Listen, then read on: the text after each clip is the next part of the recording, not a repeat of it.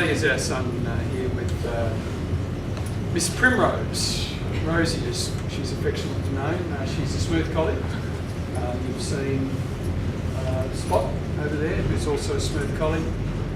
They have proven to be an exceptionally good bond together. And from our perspective as parents of Charlie, who has autism, we've found that... Want me to use that? Yeah. Thank you. We've found that that they just made great improvement with Charlie and his behavioural issues, particularly out in public, but also has given him a private, greater sense of independence, which I guess as parents we were wondering if that was ever going to happen, and we're still working on it. It's still a large work in progress. But one of the things that has been a great peace of mind, both Kaylee and I, with Charlie and Rosie, is the fact that before Rosie came on the scene, we couldn't let Charlie out of our sight. Now, for somebody who has a child with disabilities, particularly with perhaps intellectual issues or autistic or behavioural issues with ADD or ADHD, that is a huge worry. It was even to the extent that we couldn't let Charlie go to the letterbox at the front of the house without one of us getting an eye on him. Now we can send Charlie off down the street on his own with Rosie. Now that means that we've got that peace of mind that here is Charlie. We've also got that bond that has been referred to that has occurred now because there is that enduring friendship that is there, the two of them together, happily trot off. Whether she's on the leash or not on the leash, which is credit to the training that she's received. Now, Charlie's been working with Rosie since she was about 6 months, I think,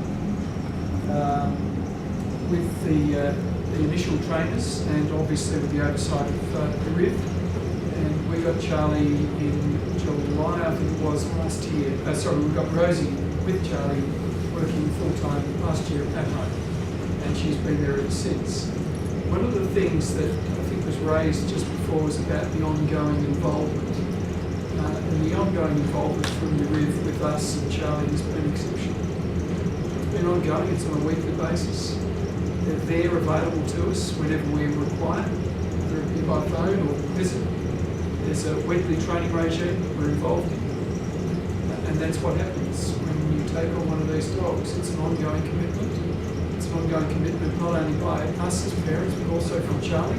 He's got to learn and be trained along with her, as well as the ongoing commitment from Yariv and his organisation in making sure that everything is on track and that things are being developed.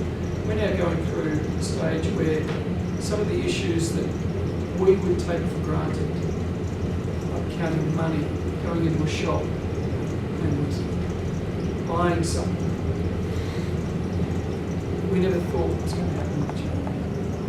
Never. Never thought he would go into a shopping centre on his own, catching a bus or tram or train on his own. And that's a very real prospect for us in the very near future. The acceptance of the dog and Charlie out in public is exceptional. It's a sight to behold, particularly if you've seen people's reactions to some of the behavioural issues that are exhibited by people with autism. Right? Some people think they're going to catch him. Yet their reaction to Charlie, even if he's talking to himself or flapping his arms or waving around, they certainly take notice of him. They'll see the dog, and then all of a sudden there's a smile. That acceptance out in the general public is also appreciated, whereas previously they'd sort of back away slowly. Let's get moving. Now, questions. What sort of dog is it? Because she's an unusual looking dog compared to what we would normally see. She's wearing a red jacket. What's this about? We've rarely had any issue out in public as far as going into a restaurant, cafe, public transport, anyway, there's been no issue with anybody. We've had some people who initially don't understand You only have to say one thing, or they catch sight of the red jacket with the public transport ticket in it, and their acceptance is immediate. So we've not really been, in fact, I don't think we've ever been challenged at all by anybody because of it. So those sorts of benefits are giving us peace of mind. Previously we didn't. Benefits for Charlie were almost immediately apparent because of this lack of dependence upon us. Before Rosie came on the scene, either one of us would have to sit with Charlie on his bed with him while he went to sleep. Now that could happen in 30 seconds, it could happen in 30 minutes, it could happen in 3 hours. We would have to sit. Today, go to bed, Charlie, rest with him. Off he goes happily. Minutes, he's awake, he's asleep. We're not sitting. That might not sound like a big thing, but when you don't know when you go into that room that you're going to be there for 30 seconds or 3 minutes or 30 minutes or 3 hours, that's a big thing. It's a big chunk out of your day, particularly at the end of it. That's what it is. And it's not talked about. There are all those sorts of things. She's a great companion. When we've taken Charlie for a walk along the beach, for example, Rosie's off leash, she's not wearing the jacket, so she's free to roam and do dog things. But what the amazing thing about this dog is, she's got an eye on where he is all the time. Even when she's playing free ranging, she might be running around with other dogs. She's still got an eye, where is he? And one of the things, we go for a very long walk along White's Beach, and I'll be walking along the water's edge, and inevitably Charlie will go and explore the sand dunes. She will walk with me because there's other dogs around, but she's got an eye where he is. So if he bobs out of sight, there's those eyes looking all the time, looking where he is, keeping an eye out for him. Disappear from sight for too long, she's off like an arrow. Off like an arrow, where's he gone? She'll find him, I'll look up, and I'll see the two of them happily going up the sand dunes. That's peace of mind. That's the sort of peace of mind that comes with this. So these benefits are enormous, particularly to a parents, where you have this sort of circumstance arising in your life. The impost upon your daily life without a dog like this is incredible. It's a 24/7. This dog has taken some of the pressure off, taken some of the need for that excessive amount of time to spend with one child. That's what it's about. So any of you contemplating for your own families, I commend it to you as being well worthy of the investment and for the commitment, but also for your own personal growth and your own personal sense of fulfillment and learning. We'll also have the support of some pretty fabulous people, particularly Yariv, particularly with Ollie and all the other crew that have been associated with us having the benefit of Rosie, and they include Sharon and Tracy, who were initially involved in the training. And it is something that is a commitment. It's not going to go away. It is weekly for that training, but it's daily. Whenever you're around, either one of us has got to do something with her and with Charlie to keep that level of training up, to make sure it's not being dropped off. Things like just simple things, once again, crossing a road. When somebody who has autism gets it in their head to go somewhere, any sense of danger, it's not even regarded. Right? With Charlie and Rosie crossing a road, if she senses that there's a problem, that bottom will go down on the ground and they can't shift it. So even if he's walking along as fast as he walks, they get to an intersection, if she senses there's a problem, down goes the bum, he's there like this, what's going on, so he's stopped. Amazingly, he won't drop the leash. I don't know why it is, but there's that bond, he will not drop the leash. Okay? Once again, it's probably something to do with what Yariv has done, but I don't know. But he will not drop that leash. So he will be yanked backwards almost because feet going flying up in the air because he's wanting to go somewhere and she's sensing something's wrong, so she'll plonk down until he has stopped with her and has indicated like it's just another piece of mind. And that's probably been one of the biggest things that I think from our point of view was causing us great concern as to his safety out in the community, what would happen, what tragedy might affect us. It's always something that's on the top of your mind. Now I guess I've spoken. If anybody wants to ask any questions, happy to. For those of you who are not contemplating a dog but are here because you're involved in teaching or training or some organisation once again or contemplating funding something like providing one of these dogs to somebody in the community, I'm happy to answer any questions and go through the details with you. You've got plenty of good people here to refer to tonight. And once again, open it up. Any questions particularly of us here? Yeah, how did you originally come across the dog situation where it was sort of accidental? Or? No, it wasn't. Kaylee did a lot of research on this. We investigated pretty thoroughly other organisations that were involved in providing trained dogs for this purpose. I'm not going to mention any names. There was an issue where we had to raise the money, fundraise the money, not check out, fundraise the money. At the end of the time for raising that money, there was no guarantee we're going to get a dog. Because their attitude was, first get the money, then we'll find a dog that will match with Charlie, and off you go. There didn't seem to be too much willingness to talk with us and communicate with us at all, which was a problem that we felt.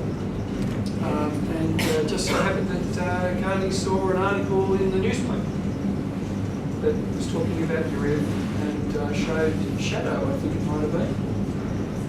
And Kaylee investigated that further. And in doing so, we found something that was far more acceptable to us, that to be told, fundraise the 30k, and then we'll find you a dog, just didn't seem terribly attractive. And it was probably prohibitive for us.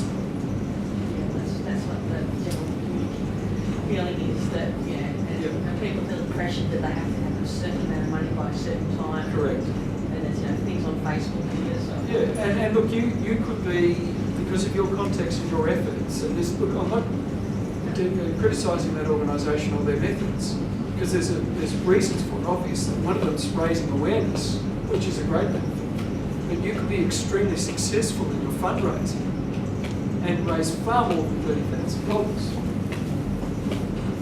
Still not have a dog. Your excess fundraising is then going towards somebody else having a dog who may get the dog before you do. But you're not in the queue. It's when the appropriate dog gets matched. We found that in this circumstance, particularly with how we got involved,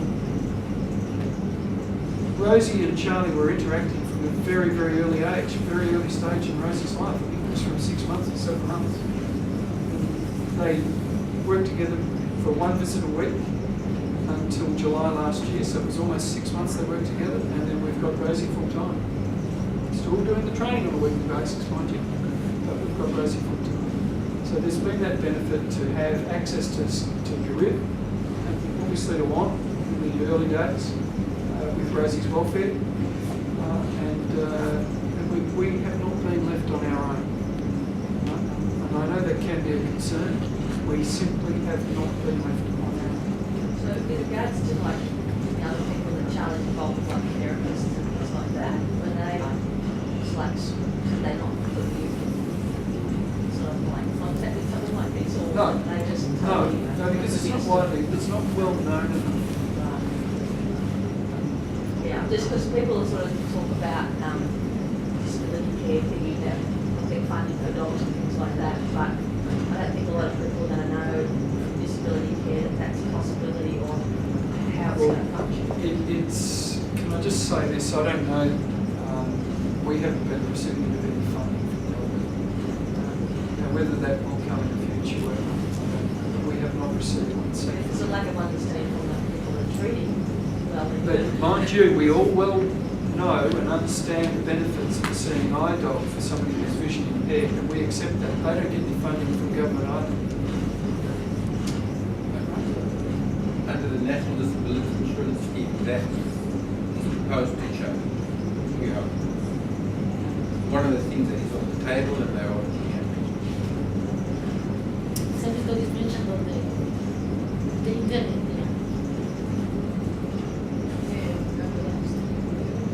No, it is being considered, it is on the agenda. Whether it's going to happen or not, I don't know. That's right, it just seems there's a big gulf between that idea and the sort of like how people are treated in the community that might be appropriate for dogs. It's almost to the other extent where the benefits of dogs are being hidden away from the clients in some areas. And some of the name of service dogs, some disabilities is very clouded at the moment. And that's why the professionals are actually keeping folks away from it. There are people who are giving you a dog and leaving you without any support. There are people who are bringing dogs from overseas. There are people that are expecting you to fundraise ad infinitum. You know, there are people that are saying outright that if you can't do this, you won't get a dog. So there is, you know, it's not all black and white, but that's why we're here tonight. You know, we do have a message, we have a different model, and we are a full benefit organisation. We do believe that the National Disability Insurance will address the issue. We've made representation, and many other people have made representation. If the program, if the introduction of the dog is not merely a supply of the dog, but a supply of, as we do a program of support, program of intervention, then there is a chance that it will be partly funded by the National Disability. You're most welcome to go and pet the dogs too, incidentally, and get involved. They're extremely friendly and intelligent creatures. They seem to just know. How much experience have you had with dogs before? Pet dogs all my life. So bringing the dog into your family, and did you have a pet? We also have a dog as well, just a companion So you dog. have a pet and a working Yeah, and look, there was a concern initially that might have been a cause for some jealousy issues and problems. They seem to assimilate very, very well because Rosie does not react to any real aggression except to get away from it. So she doesn't respond. So that was settled that quickly. It wasn't funny. But we're both, Kelly and I, worked with animals, had all sorts of animals over the years. I've had cats and dogs and horses and the same. So having an animal in the household, an extra animal in the household is fine. And a dog like that will assimilate in a household. I'm sure you'll find that it's never really had pets. Well, they're just superb.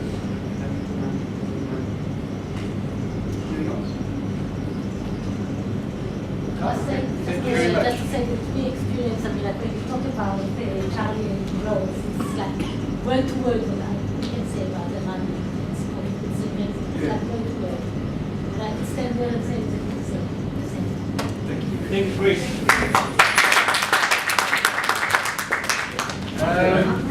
Can I just say that I've seen Charlie for the first time he came to the clinic. On the first visit that they came, he was 1,000,000 kilometers away from where he used to be. Just observation.